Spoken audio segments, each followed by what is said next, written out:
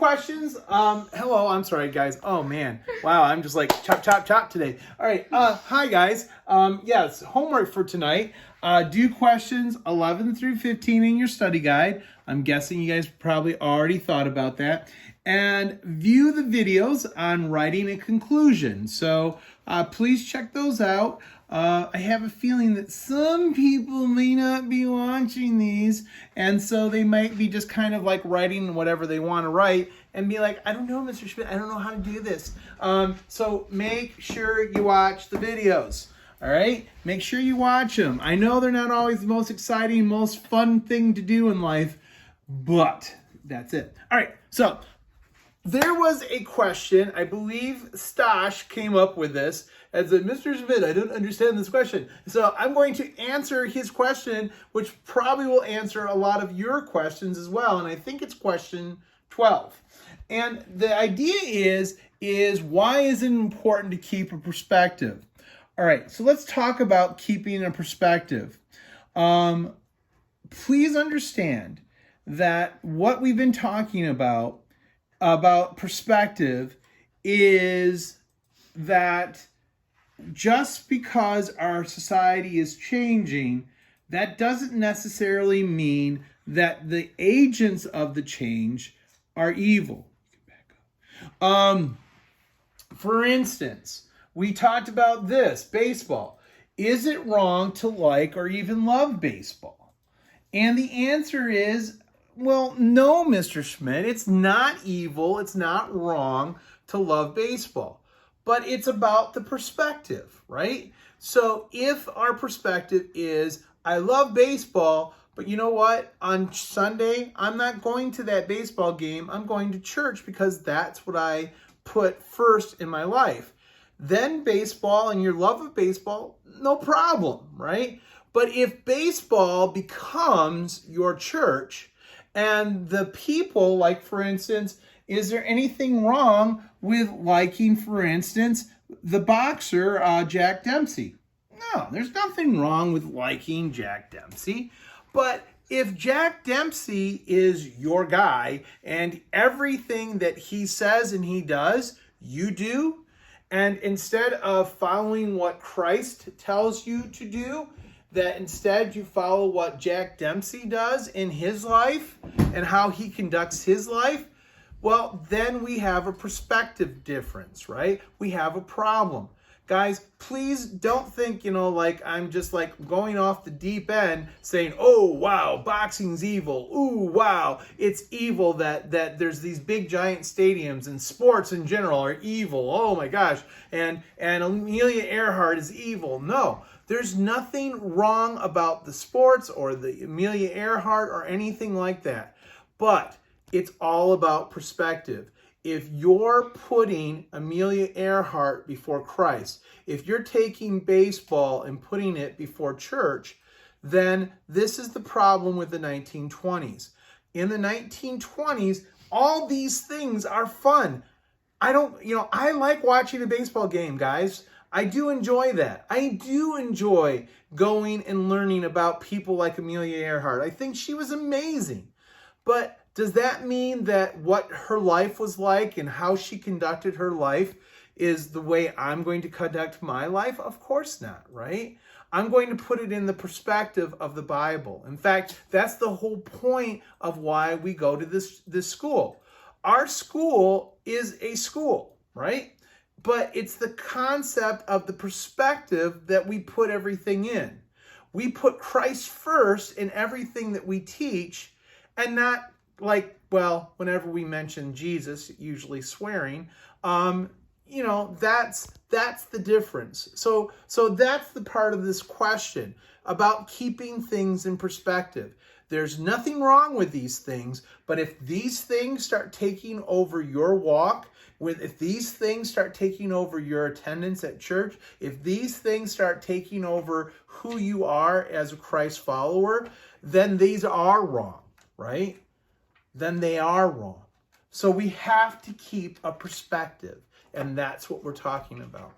So if you still don't understand that, if you still don't get this, and maybe you rewind this video and play this video a second time, and you still don't get that, then send me an email, and I'll try to try to do this in more simple terms. But please understand that everything that I'm saying, like next one up is going to be movies, right? I love movies, all right? My family loves movies. But do I make the movies my church? Well, no, I don't. And if I did, then I'd be wrong. Shame on me, right? All right, so let's talk about the notes. I'm sorry, I'm going to jump in front of you guys here for a second. And I think the last thing we left off on was that things are changing, especially when it comes to science. We have this new concept out there called Darwinism. It's actually not that new. Darwin was around since the 1840s, but now in 1920, his ideas are becoming a very big part of our society. So here we go. Darwinism will change the most basic of our belief systems. Darwinism will change the most basic of our belief systems, declaring that it's not a creator God, that made this world, but instead a whole series of chance and random happenings. So Darwinism will change the most basic of our belief systems, declaring that it's not a creator God that made this world, but instead it was a series of chance and random happenings that all the things that you look at, all the trees, all the animals, yourself, are all random facts of life. There were just a bunch of molecules that bumped and became who you are. There was no creation involved. There was no creator that created you. So another big giant problem here when we talk about science. The era of mass media begins, and this is the use of print, film, and broadcast, print, film, and broadcast methods of communicating information to large groups of people. We've talked about this already. Media entertains us with something called movies. Media now will introduce us to movies, and we've talked about these. Movies began with Nickelodeons, and I hope you guys can remember what we talked about when we talked about Nickelodeons.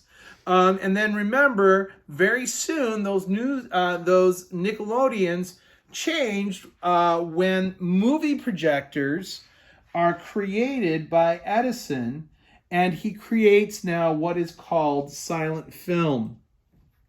You got some pictures here. You got a picture of Rudolph Valentino and, of course, Charlie Chaplin. I think you guys might be still familiar with him. Rudolph Valentino, maybe not so much. Please understand, and with Rudolph Valentino, and I think I may have told you this, but I'll say it again just in case. Actually, during any movies that were shown of Rudolph Valentino, the movie theater would actually hire extra people as those people that are here to attend. Those people, gosh, I can't think of their names. No, their attendants. Oh gosh, I know what those people are. No, they're on the edge of your pews every day. Those people that are called ushers. Yes, thank you, oldest daughter. Ushers. They would hire extra ushers with two things in their hands. One was smelling salts, and the other was fresh towels. And the idea is that when this guy's face would come on the screen, the movie makers would purposely just focus on the guy's eyes. When they focused on his eyes, women would actually be like, oh my gosh, he's so wonderful. He's so beautiful of a man. Oh, and they faint. And so the usher would come running over and then give her some smelling salts, put her head up and underneath the towel until she refreshed herself, and was able to get up and off the aisle because she'd pass out right into the aisle. All right, so this is Rudolph Valentino. Now, the other guy, Charlie Chaplin, of course, was really funny. And yes, whenever you went to one of his movies, you were going to laugh. And that was just kind of like the thing. So soon movie projectors are created by Edison and the silent film is born. Actors like Rudolph Valentino and then, like I said, Charlie Chaplin become the centers of people's lives. Young women will have these magazines that will be produced, and these magazines will be all about just about Rudolph Valentino. And these women will look at these magazines for days and days and days on end, just marveling at how beautiful a man he is. Of course, that takes up time from Bible reading and meditation on the Word of God. And it's kind of interesting that these magazines, and we'll talk more about these magazines on personalities, will actually become bigger and bigger because people are reading their Bible less and less. All right. So hopefully you guys got question number 12, part B of question 12. I believe it's the second part. Once again, if you would, you can maybe rewind this video and watch it again. And if you still don't get it, I guess send something out. I hope I helped out Stash. Guys, have a great day. I know it's been really yucky out there, and cloudy and rainy, but hopefully the rest of your evening can be a pretty good evening. Thank you very much, and I'll see you guys next time. Bye, guys.